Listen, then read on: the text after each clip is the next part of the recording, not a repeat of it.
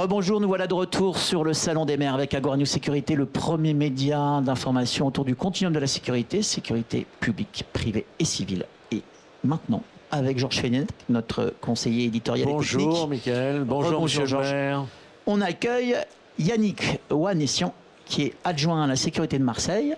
Maire adjoint à la sécurité de Marseille. Merci d'avoir accepté cette invitation. Merci à vous. Et on va parler évidemment de la sécurité, de la coopération publique, privée et civile. On rappelle que Marseille, c'est une ville de 900 000 habitants. Comment vous êtes arrivé à être adjoint à la sécurité de Marseille? C'est quoi votre parcours là-dessus? Écoutez, c'est une aventure incroyable qui a démarré bien avant 2020 avec d'ailleurs le maire de Marseille. Avec lui, comme moi et comme d'autres, un vrai attachement à cette ville. Nous y sommes nés, nous y avons fait nos armes politiques, militantes, nous y avons travaillé. Et donc il était tout naturel pour nous de nous y engager sur le plan politique et électoral. Et c'est de cette façon-là que nous avons créé le Printemps marseillais. En 2020, l'union des forces politiques, de la gauche, de l'écologie, des citoyens aussi, qui vivaient un premier mandat électoral. Et puis, de là, il a fallu, évidemment, pour nous, reconstruire. Près de 80% des femmes et des hommes qui m'accompagnent aujourd'hui sont novices en politique, connaissent pour la première fois un mandat électoral. Et dans la deuxième ville de France, vous imaginez bien qu'il fallait évidemment se retrousser les manches comme nous le faisons depuis 5 ans. Et pour ma part, une appétence particulière pour tous les sujets liés à la protection dans la ville, notamment du côté du bataillon de marins-pompiers, mais aussi des forces de police. Et c'est ainsi qu'on a construit ensuite les délégations, que le maire a donné les délégations et qui m'a confié cette délégation ô combien importante à Marseille. Alors comment est organisée aujourd'hui justement cette organisation de la sécurité, ce continuum de la sécurité, hein? On va parler d'ailleurs, c'est intéressant, de la sécurité civile là-dessus. Comment ça s'organise au quotidien en matière humaine et technologique?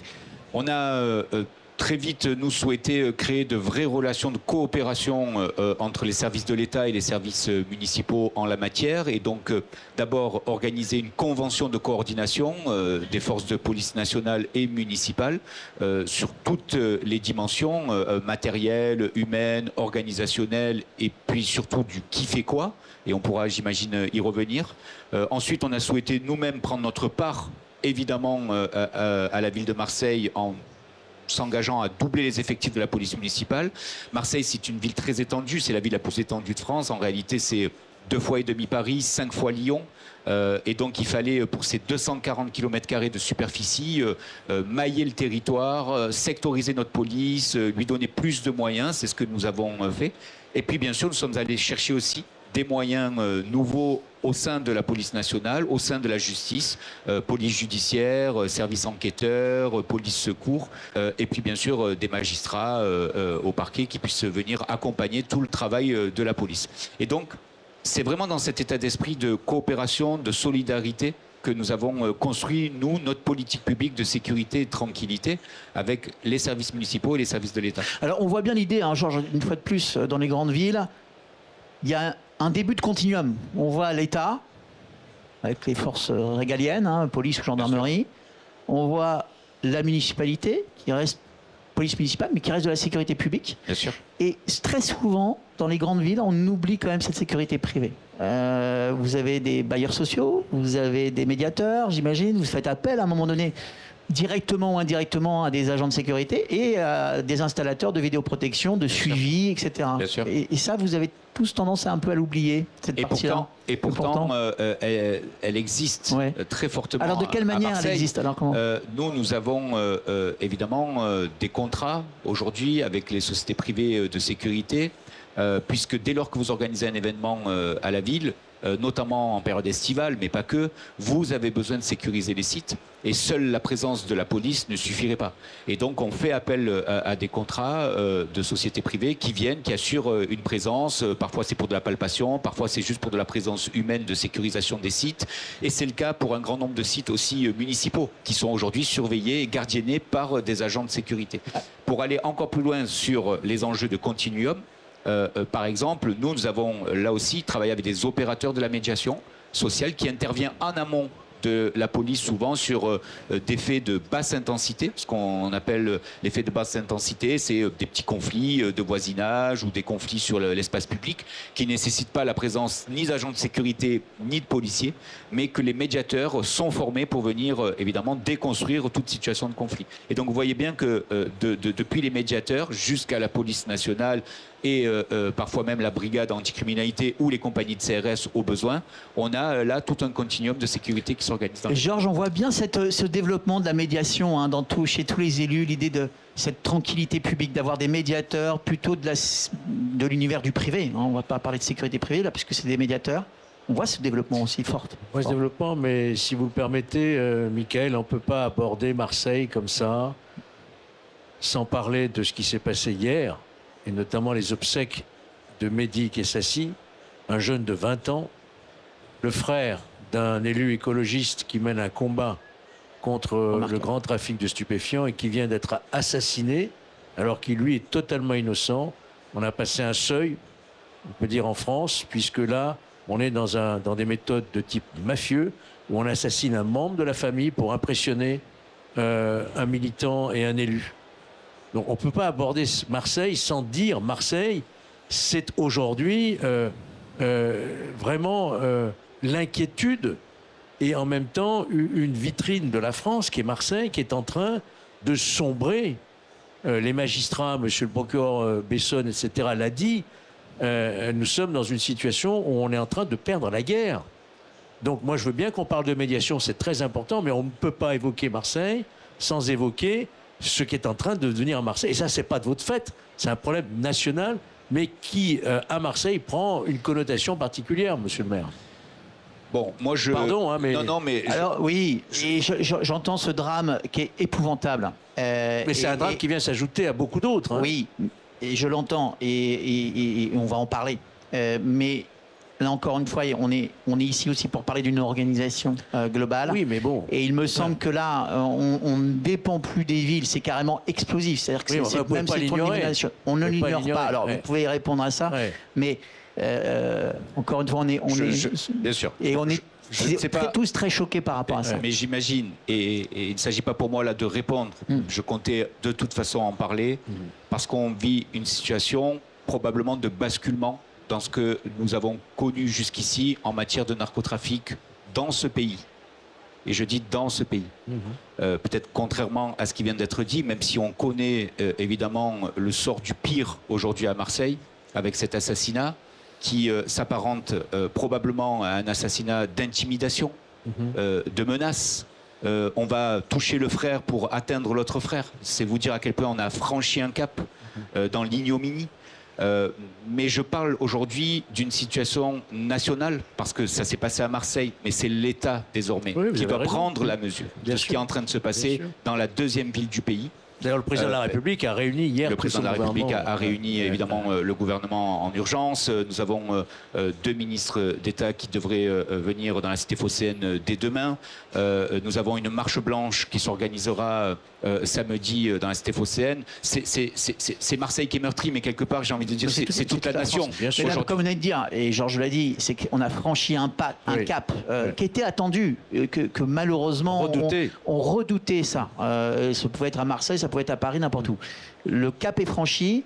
La question n'est plus dans je dirais, Georges, avec tout le respect, dans les problématiques, je dirais, de sécurité en tant que telle pour les élus.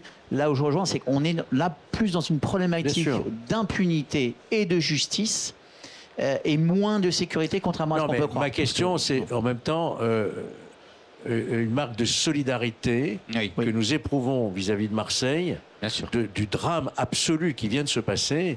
C'est pas du tout une mise en cause de votre... Bien sûr. Et ça n'a rien à voir effectivement avec ce que vous faites au quotidien dans une délinquance plus de droit commun, je dirais.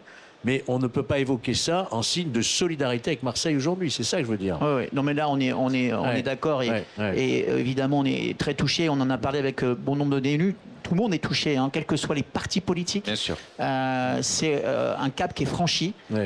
Maintenant, en matière de maillage et de sécurité, qu'elle soit publique, privée et civile, malheureusement, cette ignominie peut se passer dans n'importe quelle ville. Et ce n'est pas les organisations de sécurité qui pourraient empêcher ce drame-là. Bien sûr. Et là, c'est attaqué d'une autre manière par la justice et par la République, me semble-t-il. À vous de me répondre. Ce genre de pratique. En fait, quelque part, qu'on se le dise, pour le coup, que ce soit sur la question du narcotrafic, que ce soit même sur la délinquance du quotidien auquel sont confrontés nos concitoyens, la réalité, c'est que si nous ne prenons pas la mesure des moyens humains, matériels nécessaires à y lutter quotidiennement, alors je pense qu'on passe à côté. Il y a ce qui, aujourd'hui, relève d'une vision à 360, qu'on a souvent évoqué, nous, à Marseille, notamment sur la question de la lutte contre le narcotrafic, de démanteler des points de deal. La lutte à 360, c'est bien comprendre que seules les forces de police ne pourront pas tout régler. Aujourd'hui, des points de deal sont démantelés quasi tous les jours à Marseille. Et puis ils se reproduisent, et puis ils se réorganisent. Parce que lorsque vous avez ici près de quelques 5-6 milliards d'euros qui sont générés chaque année autour de cette économie parallèle et qui concernent près de 200 000 personnes sur le territoire national, on voit bien à quel point les tentacules de la pieuvre sont immenses. Et donc, il faut bien mesurer ce qu'on est en train de fabriquer. Et donc, sur les questions, y compris de logement, d'accompagnement des familles, d'accompagnement social, de services publics, souvent on considère que c'est des grands mots. Qui sont plutôt d'ailleurs déployés lorsqu'on a des municipalités de gauche qui ont une sensibilité ou une appétence plus importante sur ces sujets-là, mais sans faire de politique, hein, vraiment. Mais ce ne sont pas que des mots. Ça doit se traduire par des actes et qui parfois prennent un peu de temps. Et donc il faut accepter les actions coups de poing absolument nécessaires qui mobilisent des forces de police dans le quotidien, mais il faut aussi mettre des moyens colossaux sur le long cours de manière à sortir les gens de ce trafic. Oui, mais là aussi on revient sur l'idée de la présence, et là on rejoint quand même cette présence policière, quelle que soit gendarmerie, police municipale, elle est impossible à faire tous les jours. On le voit, il n'y a pas les effectifs. Est-ce que c'est pas genre justement maintenant qu'il faut utiliser augmenter les technologies, la vidéoprotection par l'IA et les drones de surveillance pour justement sur les quartiers, parce que le drone il bouge. Mais en matière de surveillance, moi je souhaiterais que M. Onassian nous parle quelque chose qui est absolument exceptionnel à Marseille, c'est le centre de supervision urbain. Oui, vous avez mis en place quelque chose de formidable, si vous pouvez nous en dire un mot. Oui, bien sûr. En réalité, là aussi, le centre de supervision urbain, aujourd'hui, sont reliés près de 2000 caméras dans la ville. C'est énorme. 2000 caméras dans la ville qui sont reliées avec un fonctionnement 24 heures sur 24 de ce centre de supervision urbain, avec des femmes et des hommes qu'on a recrutés, qu'on a formés pour visionner les images, qui pendant longtemps servaient plutôt à visionner des images a posteriori d'un délit ou d'un crime. Sur réquisition du parquet ou des forces de police ou d'un officier de police judiciaire, et qui désormais travaillent également en gestion directe de l'espace public. Donc on prend un îlot, ce qu'on appelle un îlot, c'est un quartier élargi, et puis de cet îlot, les agents au centre de supervision urbain vont visionner pendant plusieurs heures ce qui se passe sur ce territoire. Ils peuvent fabriquer de la vidéoverbalisation, parce que ça compte aussi dans la ville pour du stationnement gênant, abusif ou dangereux, de la vitesse excessive, des dégradations de matériel urbain, des incivilités du quotidien. Ils peuvent faire appel à leurs collègues pour intervenir sur la voie publique avec des équipages. Et puis ça sert aussi, bien sûr, les forces de l'État qui, elles, interviennent au quotidien pour aller traiter le narcotrafic partout sur le territoire marseillais. Et donc on voit bien que là, encore une fois, j'ai commencé par là tout à l'heure, ce qui est absolument nécessaire dans la période, plus que jamais, c'est la coopération de toutes les forces capables d'agir sur le territoire de la commune. Est-ce qu'aujourd'hui on a des chiffres justement par rapport à ces 2000 caméras installées, ce centre de supervision urbain, le fameux CSU? C'est quoi les chiffres? Est-ce qu'on a vu une baisse de la dégradation? Est-ce qu'il y a des données là-dessus? Non, c'est jamais réellement quantifiable, ce qui donne l'occasion toujours à certains de considérer que la vidéoprotection n'est pas toujours un objet qui sert. Bon, il y a toujours ce débat qui a toujours traversé toutes les communes. Néanmoins, ce que je peux vous dire aujourd'hui, c'est que c'est pas l'alpha et l'oméga. On ne peut pas considérer que la caméra sert tous les problèmes et règle tous les problèmes dans la ville. En revanche, évidemment que ça permet aux forces de police de se sentir accompagnées, d'avoir des femmes et des hommes qui regardent les images, qui accompagnent les forces de police municipales et nationales dans leur action au quotidien. Ça sert les services d'enquête. Lorsque on sait que désormais, ces images peuvent servir de faisceau de preuves ensuite pour aller jusqu'au bout d'une enquête. Ça sert également toutes les forces à présence. Nous, on a les agents aujourd'hui métropolitains qui s'en servent pour gérer l'espace public. On a le bataillon de marins-pompiers qui peut se servir aussi de ces caméras. On a donc énormément de services aujourd'hui qui ont un besoin réel de ces caméras parce que à partir du moment où c'est mis au service d'eux, alors on peut y voir une forme d'intelligence. Georges, si vous me permettez, il y a 2 autres questions à aborder. C'est quoi les rapports aujourd'hui avec les bailleurs sociaux à Marseille? Il n'y a pas une idée de créer un GIE de bailleurs sociaux justement qui mettrait des agents de sécurité? Non, jusqu'ici, le choix de la commune avec les bailleurs sociaux a été plutôt de continuer à travailler sur la médiation sociale urbaine, la MSU. Qui intervient en pied d'immeuble pour régler un certain nombre de difficultés.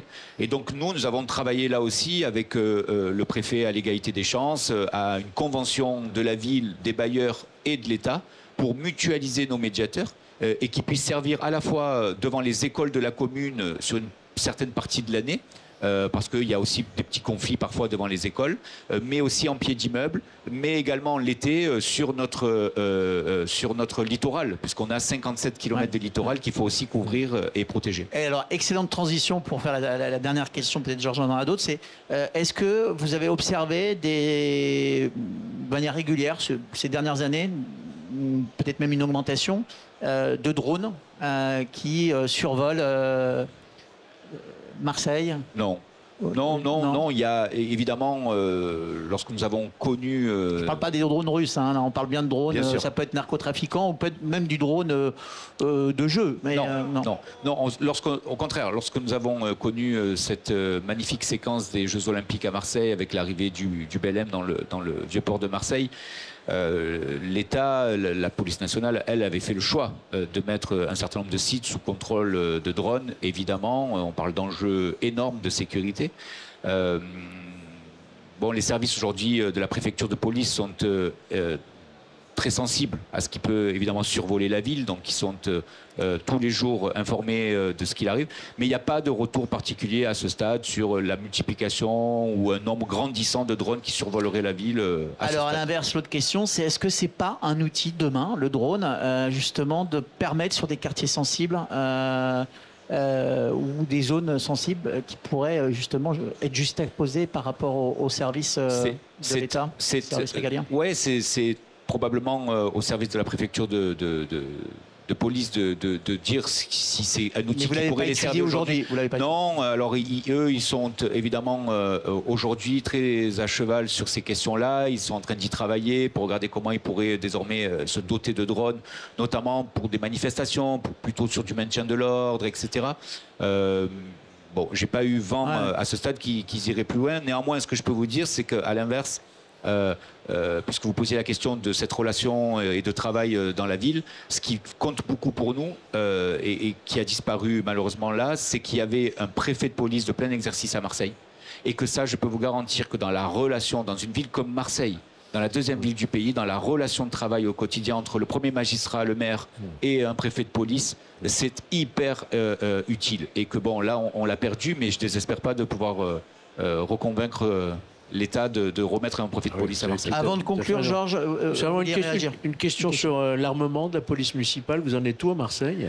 À Marseille, la police municipale était dotée de l'arme létale lorsque nous sommes arrivés en 2020. Évidemment qu'on l'a maintenue avec cette dotation d'armes létales. On est même allé un peu plus loin puisqu'ils avaient des vieux revolvers de la police nationale et qu'on a monté un marché, nous, pour qu'ils soient dotés d'armes automatiques désormais, semi-automatiques. Et donc c'est le cas et toute notre police municipale a à la fois les armes non létales et les armes létales. Très bien. En guise de conclusion, ce sera une dernière question. Là, si les représentants de l'État, vous aviez en face de vous, j'entends au niveau présidence ou gouvernement, qu'est-ce que vous leur demanderiez justement pour vous aider ou vous accompagner dans les problèmes de sécurité et de tranquillité de la ville de Marseille?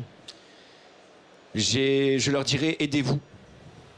Aidez-vous, parce qu'en fait, aidez-nous, mais en nous aidant, vous vous aidez aussi. Et donc, ce qui va compter sur les deux sujets sensibles, c'est encore une fois de juste prendre la vraie mesure. Une fois qu'on est sorti des grandes campagnes de communication, de toutes parts, pour tout le monde, et qu'on rentre dans le vif du sujet, qu'on regarde avec réalité et réalisme ce qui est en train de se passer sur le territoire national, alors je pense que ça nécessite des moyens nouveaux, exceptionnels, réels et au long cours.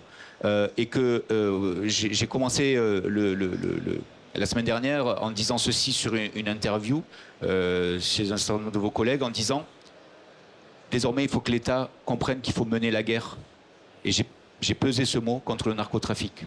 Je l'ai pesé volontairement parce que je pense qu'on a franchi un cap encore une fois avec l'assassinat de Mehdi Kessassi et qu'il faut prendre la mesure de ce qui est en train de se passer. Et donc aidez-vous et aidez-nous. Ouais, et là je rejoins Georges, évidemment, on est tous de tout cœur avec les Marseillaises et les Marseillaises dans ce qu'ils vivent et ce qu'on vit, nous, en tant que Français, par rapport à cette ignominie, cette abomination d'un jeune homme. Et vraiment, on est de tout cœur aussi avec vous par rapport à ça. Merci beaucoup. Merci à vous. Merci beaucoup de votre venue. Franchement, c'est très touchant et d'avoir un peu votre vision. Merci beaucoup pour cette invitation. Voilà. C'était Agora News Sécurité. Merci beaucoup sur le Salon des Maires.